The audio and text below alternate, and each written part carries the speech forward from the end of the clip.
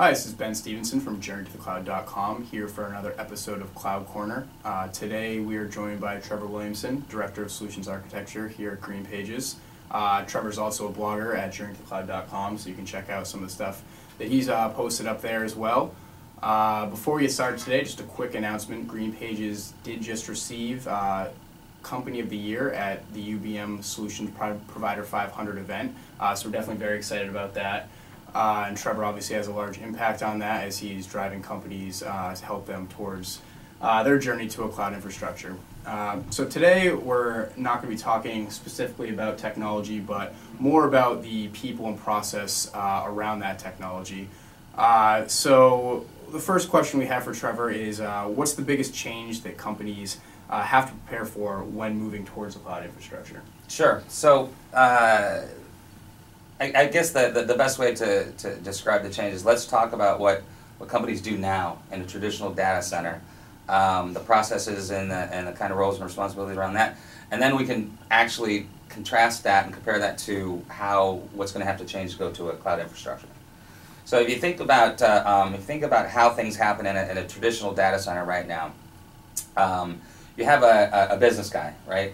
He has an idea for an application because his job is to create revenue, right? His job is to go out and figure out how to have consumers part with their good hard-earned cash for whatever they sell or do. So he has an idea for an application, and he takes that idea and he goes to his business analyst, right? Business analysts, they look at all the things that this guy wants to do. This is what a consumer should be able to get from this application, you know, all those kinds of things. So they write out the requirements. This is what the application is supposed to do, right? This is the end state. This is the business benefit. The business guy says, "Great, thank you very much," and he gives those business requirements to his technical analyst. The technical analysts take those business requirements and basically translate them into technical requirements. And a technical requirement is basically saying, "I want this function to do this," right? And this kind of technology can fulfill that function. So they come out with a technical requirement spec, right? And then they take that spec and they further translate it into the actual technology parts and pieces, and they assign a cost to it. So it's not just the cost of the technology, but it's the cost of developing that application and ultimately delivering that business benefit back to the company. So the business guy, he takes this and he does what all business guys are supposed to do. He does an ROI analysis, a return on investment.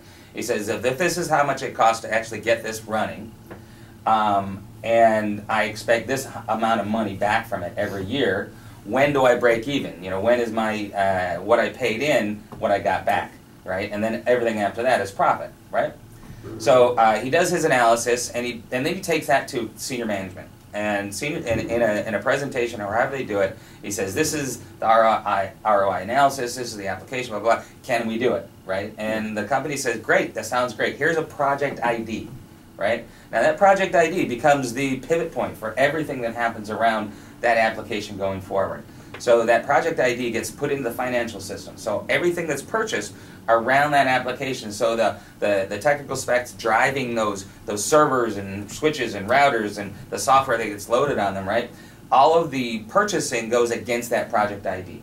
And in fact, once the application is up and running, that project ID now becomes its identifier in the financial system as far as tax depreciation.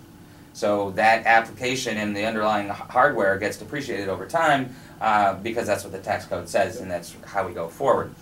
So now you got the procurement's ordered the equipment and everything.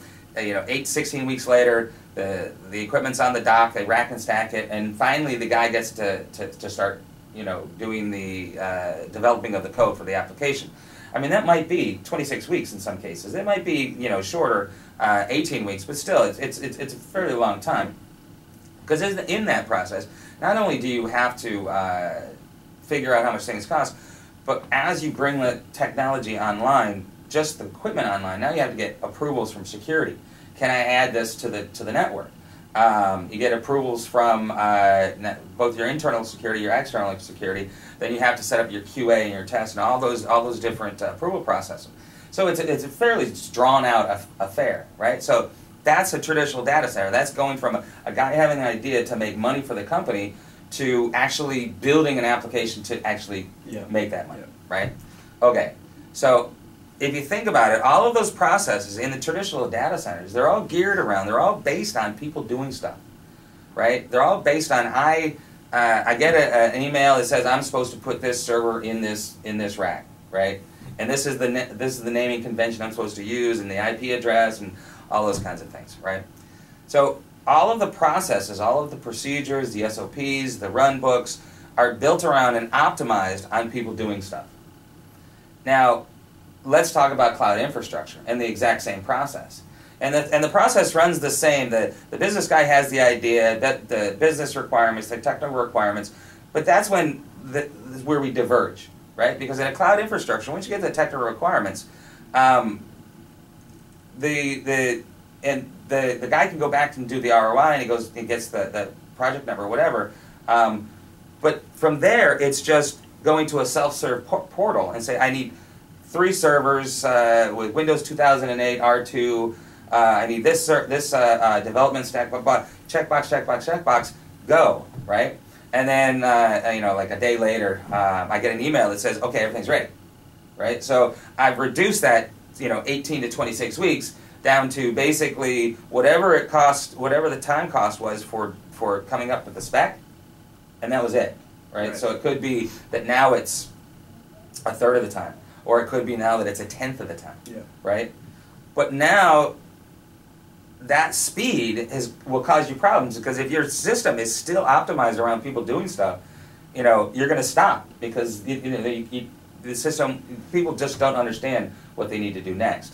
Right, so the people and process changes that occur in that transition from a traditional data center to a cloud infrastructure, they have to occur at the same time that you transition. You cannot create your cloud infrastructure and then think, oh, when I'm done, I'll go and change all the people stuff. Okay. Right? Mm-hmm. Because the whole point of changing anything in technology is either you're it's funny, you're buying revenue, you're buying savings, or you're buying a way to manage what you do already, right? Those are the 3 things that that enterprises buy, right? So all changes in the technology infrastructure, in that environment, has to be towards one of those goals. Either I'm increasing revenue, I'm decreasing costs, or I'm managing what I own better than I was before, right? So in a cloud infrastructure, when you're going to that cloud infrastructure, it's the speed to get there is essential, because you have to, when you think about cloud infrastructure, you have to think in the terms that it's delivering services, right? The same way that a power station delivers services, but a power station cannot actually make any money until it's fully built out, right? When it starts sending juice down the line. So it's the same within a cloud infrastructure. You don't really start getting the benefit, the ROI, until you're actually delivering the services. That the ability to have somebody go to a self-service portal and say, I want X number of servers, firewalls, blah blah blah, all that kind of stuff. So all of those processes, all of the people that are running those processes, they have to change in relationship and directly at the same time that the cloud infrastructure. So when companies are envisioning going to these cloud infrastructures, very rarely do they actually have the wherewithal to envision the people and process changes, right? In a traditional data center, there's no such thing right now as a business service specialist, because business services don't actually exist in IT infrastructures right now. But if you move to a cloud infrastructure, you're going to have that role, because the guy has to understand that this is what the technology does, this is what the business wants, and this is the value chain that I have to put in place to deliver that service. Yeah, that makes sense. Just to follow up on that, now that we know the importance of the people and processes that need to be put in place, what's the best way to address these kind of changes? What we found, and there's a lot of different flavors of this out in the world, but what we found is that by standardizing on a service delivery methodology, so either an ITIL v3 or a COBIT, there's a couple other minor ones, but basically it's a way of standardizing and understanding what you're doing in relationship to delivering services. So as I said before, it's no longer I'm giving you a server, right? Or it's no longer you're asking me for a server, right? Now it's you're asking me for a service, and that service might be I need to develop an application, right? That service has all these different things around it. Of course, it has servers, and it has switches and routers and firewalls and all that kind of stuff. And it has a development stack, but it also has approval processes, and it has things that happen in the infrastructure, the IP scheming, the nomenclature, all that stuff. As a whole, is a service, right? And if you don't understand how to deliver that service, but more importantly, how to deliver that service better and better and better over time, because delivering a service is great, right? But if you can't actually change that service to be better from feedback that people who use the service, then that service will ultimately fail, because people will go and find better services. I mean, we're seeing that right now by businesses going outside of IT, going to Amazon and going to Terramark, right? And they're going and they're getting these services that are delivering better. They're delivering better stuff than their own IT departments, because their IT departments have not changed their processes. They have not optimized to actually deliver these services. So business says, you know, my job is to create revenue, and if IT stands in my way from creating that revenue, I'm going to go around that, right? I'm going to buy a computing space on Amazon, and I'm going to do it out there because I can do it quickly, right? And I can change to the market. So addressing how that happens is that you have to have a very clear understanding of the services that you deliver, and then you have to have a very clear framework of how you deliver those services. There's a lot of different management methodologies around that, but typically it's ITSM, IT service management, right? And that's again delivering, understanding what the service is, all of the different parts that go into make that service, and how do I consistently and constantly deliver that service at a quality level that my consumers are willing to pay for. Mm-hmm. And when I say willing to pay for, it may be that they're not paying, you know, in dollars and cents at the time, but their department is buying that service, right? Their division is buying into that service, because everything costs inside an infrastructure. In a traditional data center, in a lot of cases, those costs are hidden from users, because there is no way to efficiently connect what I'm getting with what I should pay. In a cloud infrastructure, because of the abstraction between what the hardware is and what people actually do, because of that layer, everything has to pass through that layer. It's very easy to grab any metric that is passed through that layer and assign a cost to it. Is it CPU cycles per hour, per minute, per second? You know, is it bandwidth? Is it storage? All of these things. But a service, it allows you to apply a cost, because now you know that the whole value chain. So when I talk about value chain, think of it this way. It's based on data, right? Everything's based on data, because you don't do anything if you don't have data. But there's 4 stages of the data. There's data at rest, there's data compute, there's data in flight, and data in use, right? So data at rest, it's where your storage is. It's where the bits stay on, you know, it's on hard drives and all that kind of stuff. Data compute is you take that data out of the storage, and now you're in a computing setting, and then you're doing whatever you do to it, right? And then you deliver it, data in flight, however you deliver it, and then someone uses it at the end, data in use, right? The end user.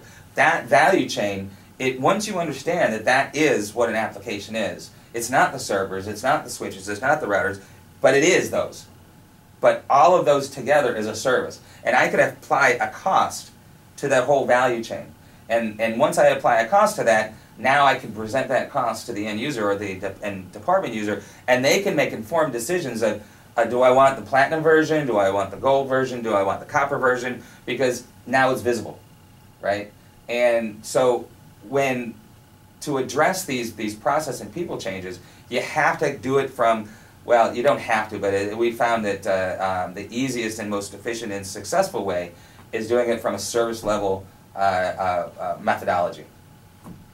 Great. So it sounds like with most things in business, it comes down to ROI. Being able to absolutely. those costs Absolutely. And Absolutely. provide a return on investment. Great. Well, we'd like to thank Trevor for his time. Again, Trevor does blog on journeytothecloud.com. He has talked about some of these subjects on there already, so definitely go check those out.